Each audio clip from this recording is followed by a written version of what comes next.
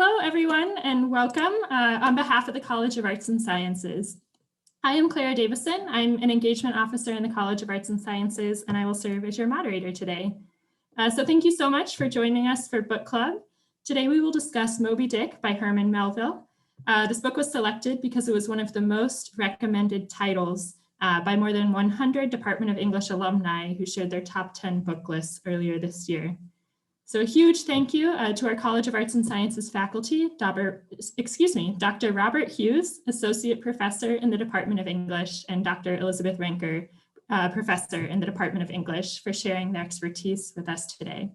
So we are recording this webinar and we will share the video in a follow-up email. Attendees know that you are muted and your video is off. If you have a comment or question to add to the conversation, please use the Q&A feature you'll see at the bottom of your screen. We already have about 50 folks on this webinar, so we will not be able to respond to every comment and question, but we will do our best to address as many as possible.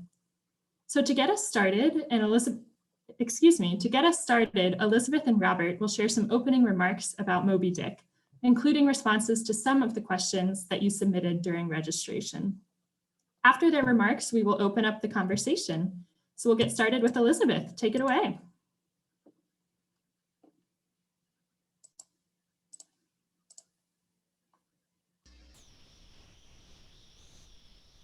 Over to you. Everybody, yep. I want to thank everyone for coming out on this snowy afternoon to talk about Moby Dick. And this is actually a great time for us to be getting a chance to have this conversation for a couple reasons. One, for those of you who have read Moby Dick, and I realize some of you perhaps have, some of you have not, and some of you have probably tried and given up. And I will talk about that in my opening remarks.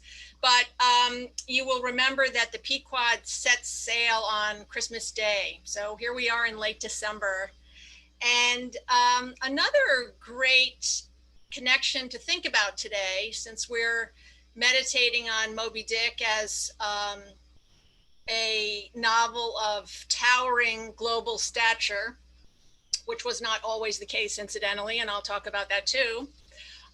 But it's important to remember that Melville published Moby Dick in 1851, but the book didn't do that well in the marketplace.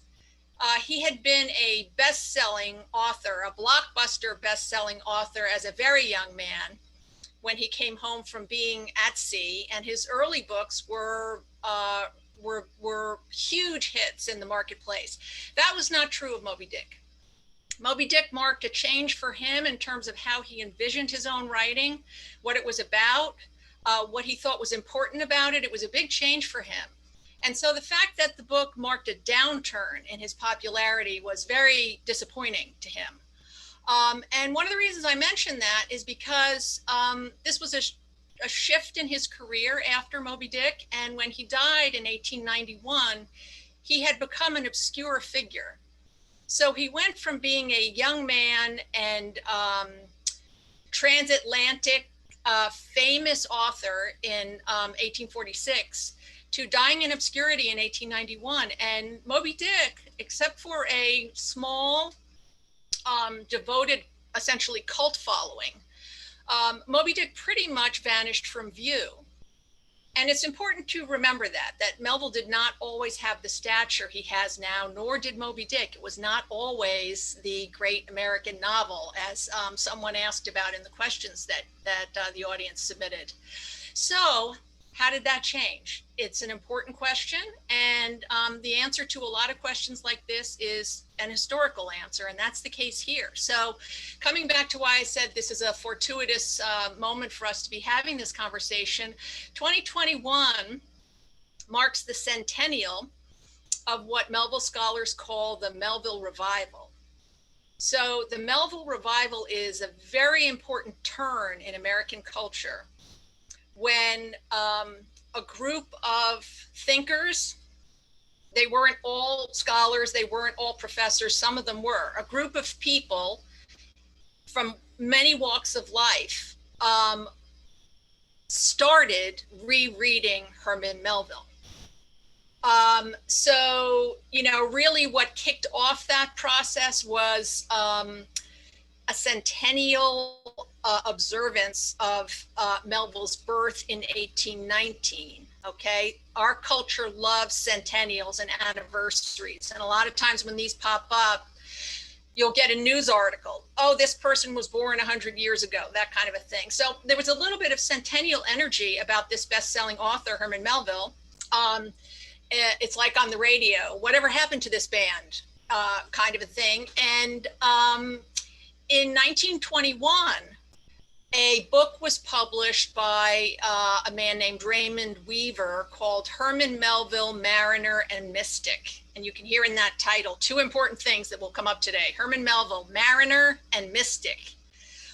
And this book, when scholars write about the Melville Revival, they often talk about this as the inaugural book that marked this energy of reclamation, in which there is this huge excitement and energy, people saying, my God, this author has been lost, and look at how amazing he is. And this energy was when Moby Dick was first claimed to be the great American novel, with those kinds of huge claims for the importance of Moby Dick. So anyway, important time for us to be meeting and talking about Melville. A couple of other things I thought I would mention as a way of getting our conversation started would be to say that since the Melville Revival began, Melville's star has never waned. Sometimes authors come and go. Melville, his influence has towered across the 20th century, right down to today. Some of the major journals, for example, in my field of 19th century American literature, still say they get more submissions of stuff about Herman Melville than any other topic. So massive influence on how academics think about American literature, on ideas about the American canon. But let's not forget, this is not restricted to the academy. I mean, Melville's influence on the arts, and not only the literary arts, on the arts, and not only in the United States, but globally, is really incalculable. And another place where the influence shows up, and this is going to take me to my other major topic for these remarks, which is the problem of reading Moby Dick, of actually reading it, which is that Moby Dick in particular, among Melville's works, probably seconded, I would say, by Bartleby the Scrivener, it has a massive presence in pop culture. Now, I realized some years ago as a teacher that I was going to start teaching an entire undergraduate class on Moby Dick alone. We read only Moby Dick the entire semester. And the class works great. It works great from my vantage as a teacher. Students tell me how much they value the experience. And there are a lot of reasons I decided to teach it that way, mostly because I find that I meet a lot of people, not only students, but in my everyday life, once they find out that I am a Melville scholar, I get a lot of, strangely, I get a lot of apologies from people who say, either I never read Moby Dick, in which case I say that it's fine. There's no, you don't have to read anything, really. It's, but the second kind of apology I most frequently get is and people say this with a real sense of lament and sometimes shame. They say, I started it. I just, and there's a lot of shaking of the head, and I couldn't finish it. And I say, that's no problem. That's extremely common. And I work this through with my students as well. Moby Dick is a very hard book to read. And I know some of you out there have read it. We probably have some fans out there in the audience. But as I said, I bet we have people who tried and felt that they couldn't get through it. And it's very important to talk about that. First of all, let me say, it's not your fault. Also, there are no shoulds as far as I'm concerned, unless you're in my class and it's homework, in which case you should read it. But otherwise, there are no shoulds.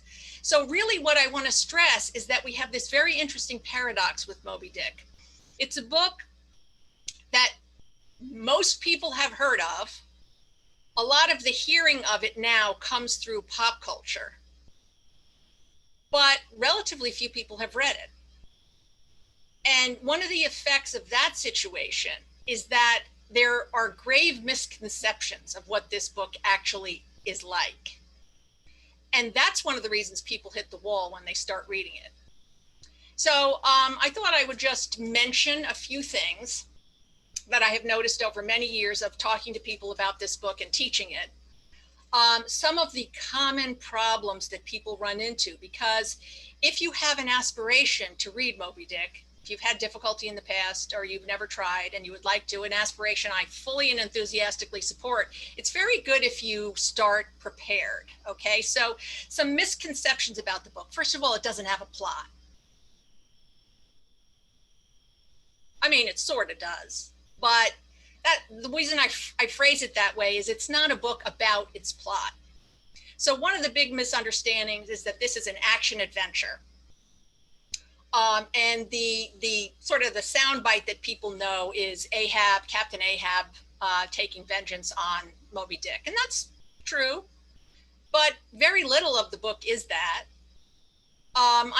There was a hilarious comment one of my students made in class one time. Moby Dick, the number of pages, of course, depends on the edition you have, but usually it's about 500 pages.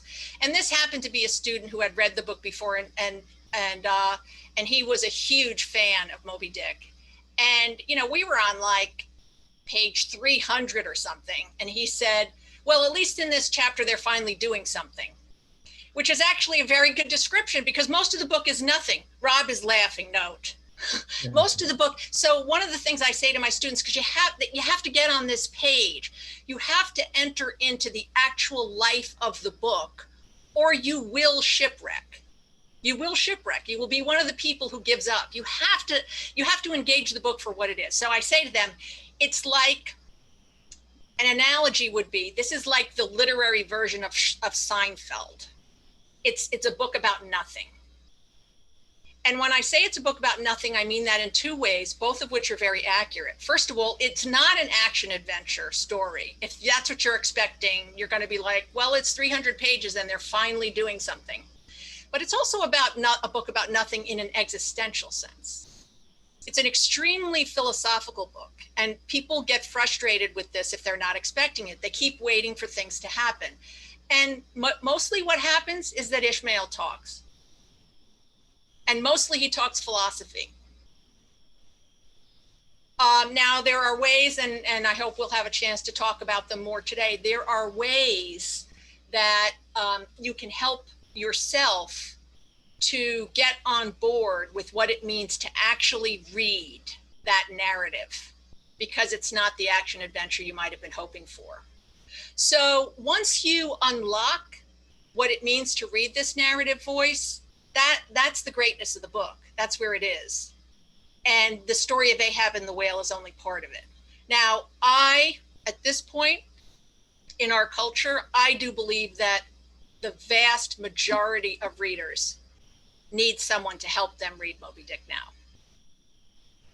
And again, maybe we'll have a chance to talk about this a little bit more later, but we are at a particular place in our culture right now in terms of what it means to read that is imperiling people's ability, through no fault of their own, to actually make it through Moby Dick without some help. So you'll hear in my remarks today, I'm going to pull a lot of phrases and words out of Moby Dick. Moby Dick is about its sentences. And if you cannot pay attention to the sentences because you're rushing for action, you keep waiting for them to do something, you're going to wait many pages. I actually marked when I reread the book for our talk today that on page 438, you still have a character saying, "Where is Moby Dick?" Because he hasn't shown up yet on page 438. So, okay, you get what I'm saying. This is a literary book. It's a book in which Melville is in love with ideas. He's in love with words. He's in love with language. And he's working out some very complicated emotions, propositions, and philosophical problems. and he works them out through interwoven threads across 500 pages. So you have to learn to read that. And because right now our culture is pushing all of us, myself included, into faster and faster habits of reading, into skimming. My undergraduates now mostly know how to skim, and they have a very difficult time actually reading closely. And we work on that every single day in class. And they recognize it's a problem they have. It's necessary for reading Moby Dick. And that's why I'm saying, for those of you who are here today who haven't encountered the book yet or have had difficulty with it, I want to suggest those two kinds of adjustments, because you need a reading strategy in order to start connecting with what the life of the book actually is. And I'm sure we'll have a chance to talk about this some more, and Rob and I will talk about it a little bit, but for now, I think Rob is going to make some introductory remarks as well.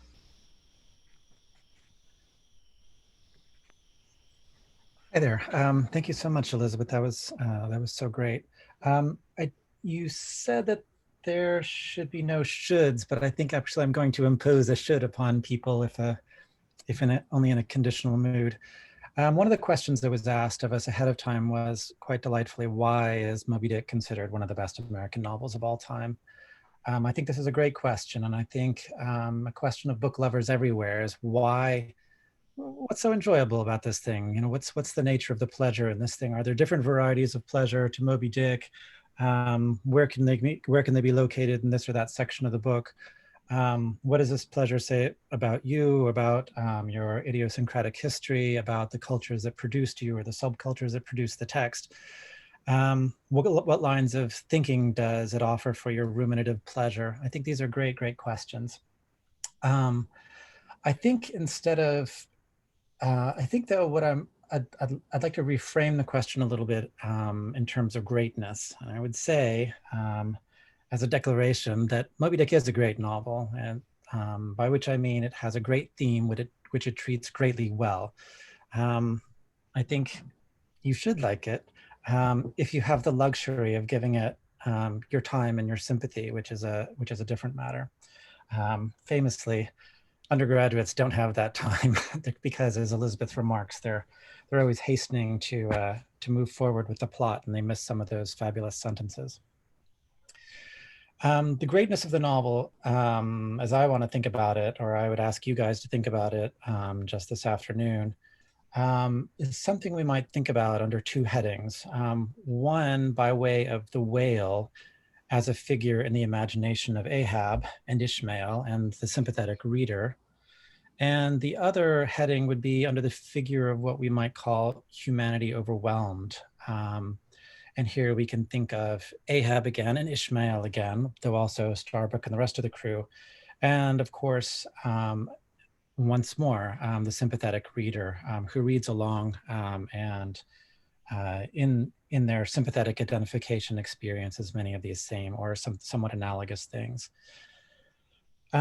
These are the whale and humanity overwhelmed, sort of two figures for the same problem if approached from opposite directions. Namely, and the philosophical problem that Elizabeth was referring to, I think, is sort of a mismeasure between an ideal life, that is, how you think or imagine or fantasize life ought to be, and an actual life, together with the privation and the labor, the insecurity and the mortal finitude that goes along with that. It's not a problem that we face very comfortably, but it's a problem that I think we recognize and we feel its power. So the whale, to begin with, the whale as a figure in Ahab's imagination, the whale is quite explicitly given in the text as a symbol for Ahab, a symbol for life's insufferable exasperations, a symbol of a universe that is, indifferent or hostile to basic things that we feel like we're entitled to: freedom, dignity, a certain congeniality of circumstance. And we think these things are our birthright. And yet, actual life doesn't always run along those lines. And if you're the kind of person who thinks you might have a pretty nice life, if only, then you know exactly what I'm talking about here. the question being for the novel, and maybe for you, for all of us, I was like, what do you make of these obstructions? What do you do with them? How do you imagine them? In the novel, Ahab, since this all sort of originates with Ahab's obsessions, we start with a very sort of local, specific complaint, namely the loss of his leg.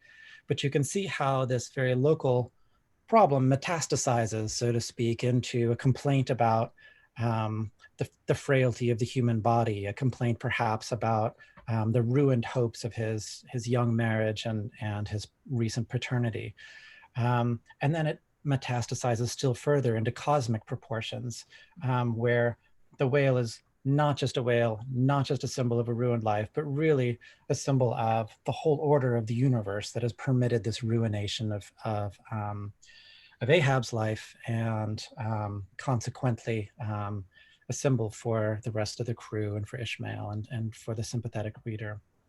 Finally, and there's lots of language in the novel that will support this, we get an image of the whale as a kind of version of God, but so specifically a kind of God that is, at best ungenerous or inattentive, but more typically in the novel, malicious or cruel.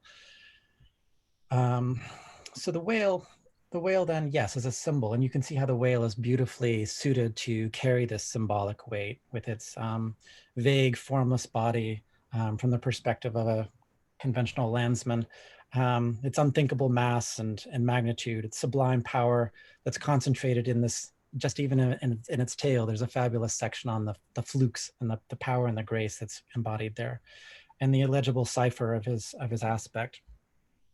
And so in this figure of Moby Dick, we get something of what we would also see in like Babylonian monuments or the Sphinx of the Pharaohs. We get this symbol of monstrous power, hinting towards the divine, but also carrying further significance for Ahab and for Ishmael and for the reader. Now, this is a deeply impious mission that Ahab announces and that the crew adopts. Something that moves from complaint to rebellion. Any whaling ship is going to be doing battle with the elements, of course, but it's really only Ahab's Pequod that seeks to strike through these elemental masks and reach something transcendent beyond. It's a vengeance upon fate itself, an attempt to wrest back some dignity that has been withheld or stolen by God, and that we feel properly belongs to ourselves. I think I was thinking as I was rereading it these past few days, that it reminded me in certain respects of Wuthering Heights, where you have a similar kind of demonism and a similar kind of suspense between hope and doom. The second framing, what I called humanity overwhelmed, is like the flip side of this. And one way we might think about that is by way of what critical tradition and philosophy refers to as the sublime. The classic figures for the sublime are like the stormy sea, or the unscalable mountain, or the divinity and the power of the Sphinx, or perhaps the recourse that lovers will make to the stars and to the infinite heavens. Maybe even the Emersonian poetry of the immensities of time and space. But philosophers will also say that although the sublime seems to be a quality that would be attached to, for example, a whale, really, truly, it's a reflection on some aspect of ourselves and an aspect of our humanity. Really, truly, the sublime is a revelation of the puniness and the transitoriness of mortal being, of the poverty of our resources as compared to the mighty powers arrayed against us. So the event of the sublime is a sort of a thought of our own annihilation, except it's a thought of our own annihilation from a distance that allows for thought rather than for, let's say, pathological fascination or some kind of traumatic pathology. obviously, this is not our everyday attitude towards the world. Let's consider some of the lovely moments of our novel. I'm thinking here of Ishmael decamping from Manhattan, or that opening scene in which there are all these gazers migrating to the waters to look upon the sea. There's a great chapter about that sort of celebrates the naked Nantucketers that have conquered 2/3 of the terraqueous globe. There's an encomium on the divine and democratic dignity of man and the ideal. There's a beautiful, beautiful scene, one of my favorites in the novel, of Ishmael at the masthead, looking down into the waters, and he's mesmerized by this blending cadence of thoughts and of waves. There's a lovely, quite a moving scene near the end, a tender moment shared by Starbuck and Ahab when they speak of a longing for home and hearth. And yet, consider how all these lovely moments also have their shadows of something rather much darker. That is, Ishmael, decamping from Manhattan, is in the throes of the damp, drizzly November in his soul, and he goes to sea as an alternative to suicide. Really, he feels his life is cramped and his humors are out of balance. The dreamy attraction to the sea is shown everywhere to go hand in hand with a kind of disindividuation that, with Narcissus, looks like a drowning, and with Ishmael at the masthead still looks like a kind of a loss of his own individual powers.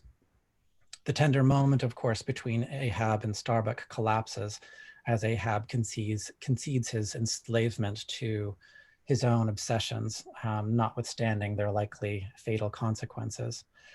And the Nantucketers themselves are celebrated in that passage, not for their strength and not for their prowess, but really for their daring, which is to say, for living in proximity to death and living in proximity to a void on which they float for 3 hours at a stretch, or 3 years at a stretch. So when I think about the greatness of the novel, I think of the greatness of the novel because it sort of asks us to do two things at one and the same moment, and to keep these in our minds at one and the same moment, namely the greatness of humanity, but at the same time, its precarity. And these things are not exactly opposed, but they coincide in our own conflicted souls. And we might say that the inconsistency of these things, their failure to cohere, is one of the defining features of human existence. So long as we leave them, as I think the novel does, sort of unresolved in their tension. And there are throughout the novel various avatars of this similar sort of tension between order and, for example, order and chaos, form and formlessness, being and nothingness, identity and disindividuation. Humanity as having been created in the image of God on the one hand, but also humanity as having been snatched by the hands of fate. Humanity is deserving of the fruits of the earth and loving comradeship on the one hand, but also humanity as subjected to the necessity of labor, a life of solitude, the dry salted fare that you eat on a ship. So what is one to make of this tension? You can complain, and maybe it's worth complaining about. You can rebel. Ahab rebels and dies. Ishmael rebels in his wake and survives, alone to tell the tale, as he says. So as we read Moby Dick, we are sort of following along and sort of bearing witness to the fatal comeuppance of this hubristic fantasy of semi-divinity. So this is, as I think Emerson might say, a poetic truth of human life. Melville, writing about something similar in relation to Hawthorne, speaks of the blackness of darkness. And I think our opening pages of the novel suggest for Ishmael, but also for all these gazers who go to look upon the sea, it suggests that I think people wish for some kind of more intimate relationship to this unhappy fact, some more intimate relationship to the truth of this blackness of darkness. And I think Moby Dick does us the very great service of putting us into contact with these things, and that's why it's a great novel. Thank you very much. Elizabeth and Rob, thank you so much for your wonderful opening remarks. Now everyone will turn to the discussion. So if you have any comments or questions to add, please submit those using Q&A. So first we have a comment from Joy. She says, "That's me, started it, never finished it, and that's why I'm here." From Susan, we have a question. "It seemed to me like Moby Dick is 3 books shuffled together. I wanted to take out scissors and sort them out, and I could not finish reading it. Please help me to understand the merit of combining so many compositional forms in one book." Well, I can get us started on that. So if I understood correctly, our first 2 comments came from people who have started and not finished. Was that right? Okay, right. So I want you to know you're not alone. And again, there are ways to tackle this problem, which is extremely common. But I'll first start with your explicit question. I'll make some remarks about it and then see if Rob also wants to address it. You felt like there were 3 books cobbled together, was the phrase, I believe, something like that. And I just want to say that you are completely in tune with the reviews that Moby Dick got when it appeared. This was something that the reviewers noticed. And some of them liked it and some of them didn't. And they often in their reviews would describe what they thought the 3 different books were. So, they might say, well, it's part technical narrative about whaling. It's part tragedy in the story about Ahab, and it's part philosophical meditation or something like that. Those would be like 3 candidates for the 3 books. And remember, I mentioned that the reviews of Moby Dick were mixed, very different from the reviews he got for his best-selling travel narratives. Those, and I'll mention it because it connects with Rob's points and takes us back to the issue of what Moby Dick meant to Melville.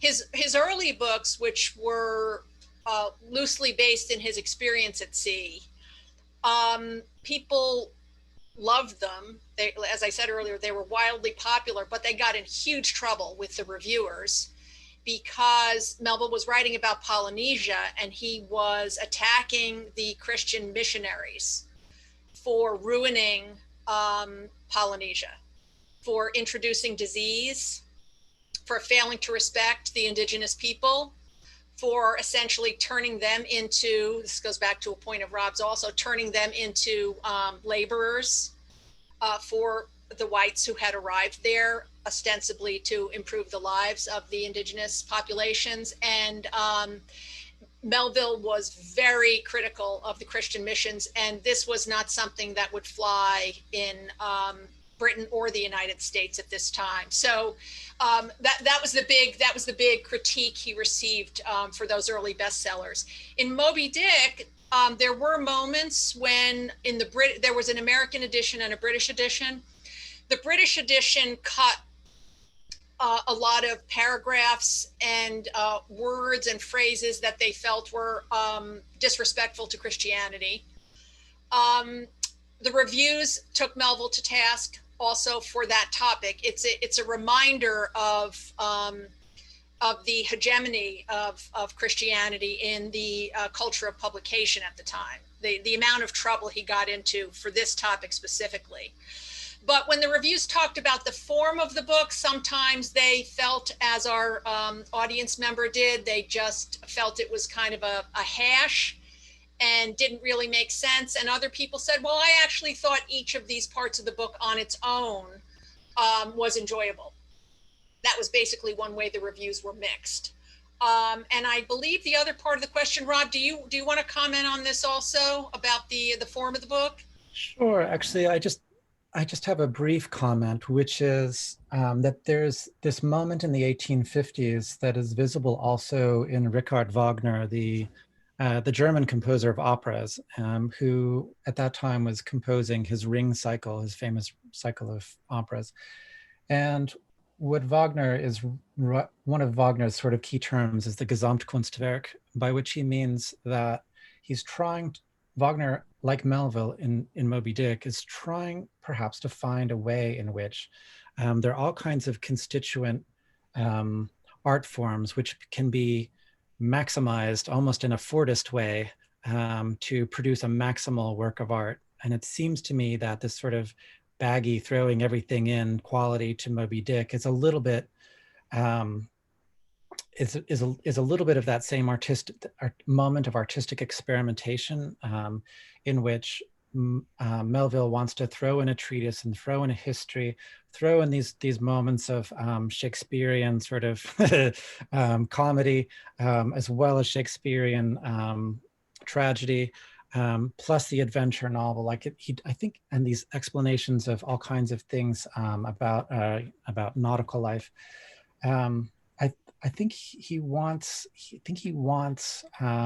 maybe even in a bigger, more cosmic, more total way to create a total work of art that takes advantage of the different resources of different varieties of writing. Well, I thought I'd make one final comment on this before we go on, if that's okay, Clara, following up on Rob's points. Which is to say, this goes back to what I was saying earlier about the way the threads in this book tie together. It can feel like a very chaotic book before you have gotten to know it better. It is a book you do need to get to know it. And as I said, that's about the deep reading. This is a book, I said earlier, it's a book about nothing. That's my Seinfeld joke, but it's also a book about depth. It's about literal and figurative depth. And when Melville was reviewing, he wrote a review of Nathaniel Hawthorne while he was writing Moby Dick. And some of his famous descriptions in that review, scholars have said Melville is writing a review of Hawthorne, but he's actually really talking about himself while he's writing Moby Dick. So it's a great glimpse into Melville's mind while he is engaged in writing Moby Dick. And one of the things he does is he distinguishes between what he calls thought divers and what he calls superficial skimmers of pages. And he judges those groups. He praises the thought divers who have been diving deep, and among them he numbers Hawthorne and Shakespeare, and it's clear he aligns himself with them. But he criticizes the superficial skimmers of pages. So that's partly what I mean when I say the book is about depth. I mean, at this point in Melville's life, he is falling in love with the idea of deep thinking. He had been kind of a journalistic travel writer prior to this. And he's just aflame with his, adoration for deep thinking at this point and deep writing. And, I love Rob's point too about Narcissus and looking into the water and what do you find there? And that's part of what we hear Melville talking about when he's writing that Hawthorne review. He also praises Hawthorne's power of blackness. This is like a Moby Dick digression because I went on for so long, I forget where I started. So I apologize for that. We'll have to go on. Call me Ishmael. Our next question from Ep. Which philosophical tradition is Moby Dick close to, and have any later day philosophers become inspired by Moby Dick?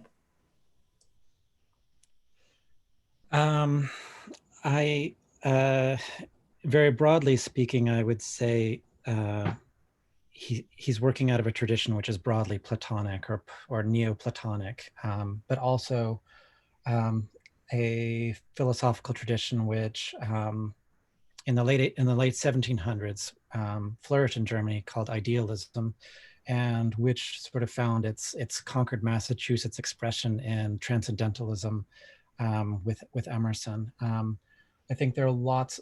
One of the things these things have in common is making a fundamental distinction between the world of appearance and a world of truth, which is distinct from that world of appearance. I think you can see that Melville has a similar kind of dichotomy between the world that you see and then some kind of mystical world. He used a word referenced by Elizabeth, the mystical world, which sort of undergirds this and is in some deep sense truer. Elizabeth? Yes, and that's a great segue to, I want to connect with something you've been saying, which is Melville's connection to Transcendentalism in the United States. And, here I'm going to go back to my theme again. For those of you out there who are struggling to read this book, I feel your pain on that. It's one of the reasons I teach the class that I teach. I mean, there are different ways that I hope that I can suggest some strategies you might use to have more luck with it on another attempt. But some of you might know the comic writer Dave Barry, who said the problem with great books is that they're too long. And so he decided he would rewrite Moby Dick in one sentence. And his one sentence is, don't mess with large whales because they symbolize nature and will kill you. Now, this is actually hilarious. I mean, it's a very good joke. And my connection here with Emerson is the way that Dave Barry uses the word nature. Now, Emerson really kicks off Transcendentalism, which is the American version, as Rob said, of idealism, of German idealism. And Emerson kicks it off in 1836 with an essay called Nature. So, unfortunately, the kind of bastardized version of Moby Dick as a symbol of nature just seems really kind of wooden, and it's arbitrary and so on. But it's very helpful to understand what Emerson meant by nature, why he wrote an essay with that title, and then how Melville used it. So one of the opening paragraphs of Emerson's essay is talking about what is the relation between the self, which he defines as the soul. Now, that's a word all over Moby Dick, the word soul. Very important word in Moby Dick. And this is what Emerson's meditating on, the soul and what its relation is to the physical world. That's the question. What is the relationship? And he separates, incidentally, the self does not include your physical body in that essay. The self is your soul, and then there's the question of the material world. And what he's asking is, how are they related? And he ends a paragraph by saying, the whole sentence is, to what end is nature? Question mark. To what end is nature? Now, this is the question, a philosophical question that hovers over all of Moby Dick. The question is, rephrased, what is the meaning of the material world? What's the meaning? I mean, that's why the word soul is all over Moby Dick. It's also why Moby Dick is constantly meditating on relationships between and among characters. So one of my favorite examples of this, and it makes the point very well, for those of you who have tried the book, if you've gotten this far, you'll recognize what I'm saying. Queequeg is the character who represents a character who does not have a self rooted in ego. Queequeg is the principle of human connection in this book. Students always love him. I love him. He's the principle. That's why he's tied to Ishmael with the monkey rope. They're literally tied together. And Ahab's out there all alone with his harpoon, as it were, right? He's the consummate individual. He's the consummate ego, and he dies for it. Queequeg dies too. He saves Ishmael's life. He saves people's lives repeatedly in the book. There's no ego to it. And the first time he saves someone in Ishmael's presence, when they're on a boat and there's a guy making fun of him, who then goes overboard, and Queequeg, I'm thinking he dives over, he saves the guy. But Moby Dick Ishmael often ends chapters in the final paragraph by turning to a metaphysical topic in some way. even chapters that are about nautical stuff. It's like, well, so let me tell you about all these knots or whatever it is. But at the end, there's often a philosophical reflection. That's a reading technique, by the way. For those of you who are struggling, I tell my students, watch for that. It's in a lot of chapters. But the chapter where Queequeg does that, his first dive to save someone, Ishmael poses the question, was there ever such unconsciousness? And he doesn't mean Queequeg is unconscious. He means he doesn't have this, what the romantics would call, Rob, right? This excess of self that's like a disease that separates him from nature, like the Cartesian mind-body problem. So that question of Emerson's, to what end is nature? What is the meaning of the material world? This is very important to Melville and Moby Dick. But unlike Emerson, who for a long time, until later in his career, had a very optimistic answer to this question, Melville goes darker.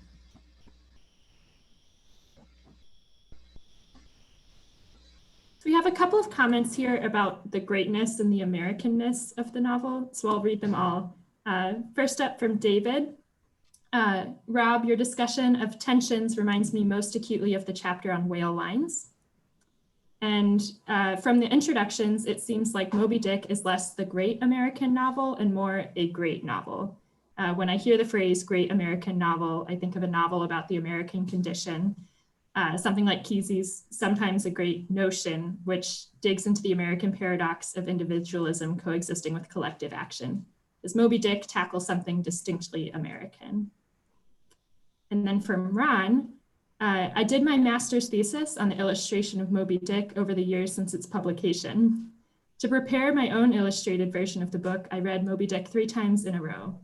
In my opinion, Moby Dick defines the emerging American imagination. It gives America a unique literary voice.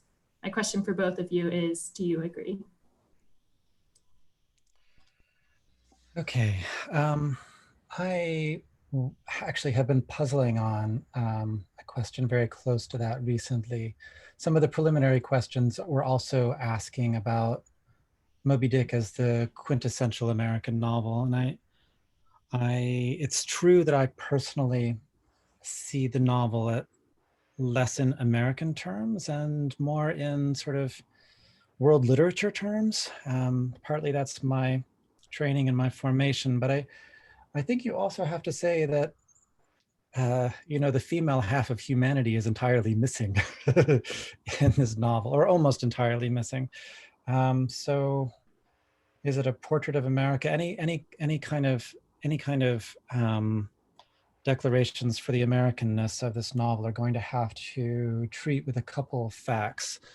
One is that the female half of America makes only scant appearance in this novel, and the other is just the general question. Like, it seems to me that when people make claims for Americanness, they're making an argument of some kind. Like, you have to know what Americanness is before you can declare whether Moby Dick belongs to it in some superlative sense. So it's sort of a complicated undertaking. Elizabeth, do you have any wisdom to share on that? Well, one of the things I like to do in these with these kinds of questions is figure out what the cultural history is of where the idea came from. Mm. And it just so happens in this case, somebody did the work for me, which is great. So there's a wonderful book that came out in 2014 by Lawrence Buell at Harvard called The Dream of the Great American Novel.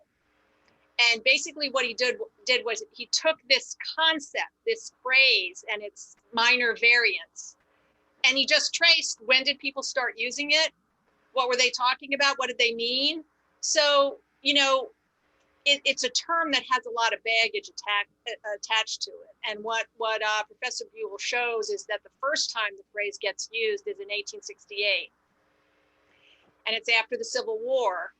And he explains why this becomes something that people start talking about. Among other fantastic work by Lawrence Buell, he wrote a very influential article some decades ago, pointing out that 19th century American literature was what he called a post-colonial phenomenon. that all over American culture, you had a massive cultural inferiority complex that was reinforced by how transatlantic cultures talked about the United States as a nation of bumpkins, essentially, uncivilized bumpkins. So there's this massive inferiority complex. It means there's a tremendous amount of Anglophilia and an assumption that British art is better, an assumption on both sides of the Atlantic. British art is better, American art is inferior. And you get some very active vocal populations in the United States that try to fight this, Melville among them and Emerson among them. But after the Civil War, the nation of the United States is reconfiguring. Historians talk about this as the first time that the country changes from being basically a bunch of isolated hamlets into a nation that is connected by telegraph, by railroad, and so on. And so what Professor Buell says is you have a fresh engagement with the question of what does the nation of the United States mean? What is its power? How does it see itself? What's its self-image? And so he says people go back to this cultural inferiority issue, and they want to claim that there is a great American novel. It's a moment of nation building, essentially, in his analysis. So, that eventually, that term just gets applied to a lot of different books and authors for decades, because people get stuck on this as a kind of a hobby horse. So it makes sense when Melville is reclaimed, as I said, during the Melville Revival, and he was, remember I said he was attached with the Young America movement that was saying American artists can also be great. You see that in Moby Dick in the chapters Knights and Squires, where he's using these British models, but he's saying, you know what, I'm not giving you British knights and squires, I'm giving you American whalers. So that there's so much baggage to that term that people start applying it anywhere they can make it stick. So in my view, my opinion is it's a meaningless term. I would get rid of it.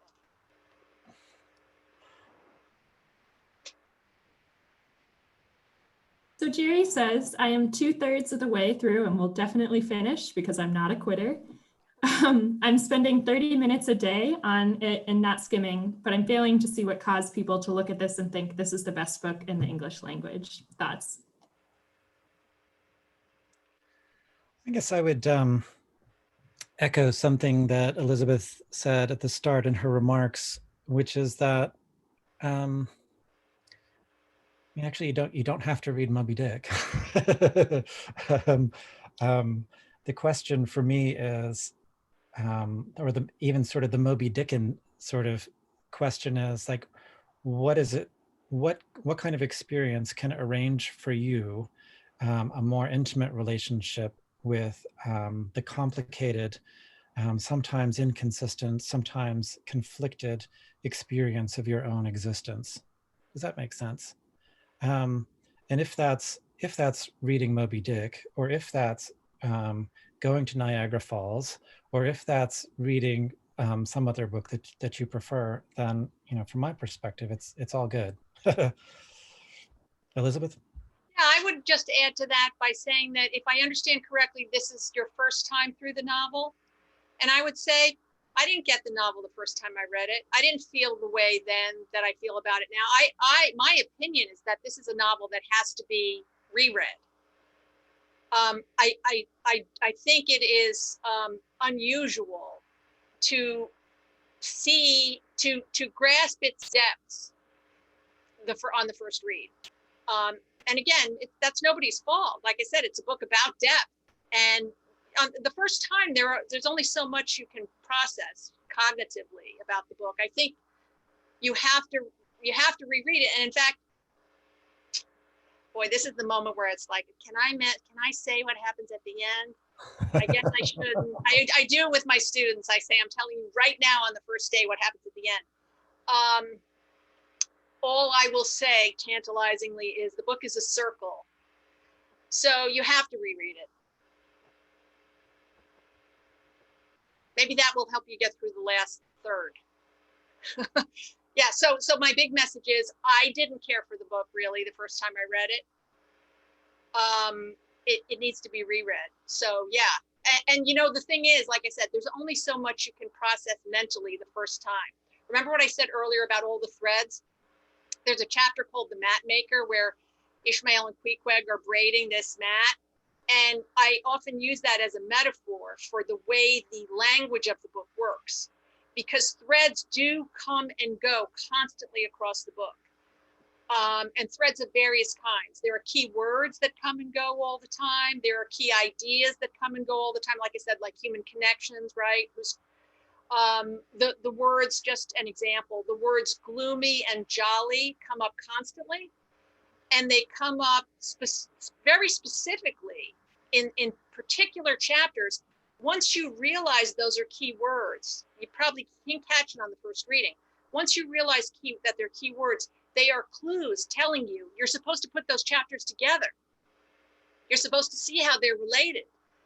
And then this takes us back into the depths of the self that Rob was talking about, because one of the main subjects of the book is the human experience of these poles of emotion. Joy, what's jolly, grief, and what's gloomy. This is a book with tremendous grief in it. I mean, the portrait in the symphony of Ahab, Rob, you were talking about that earlier, right? It's an incredibly moving chapter.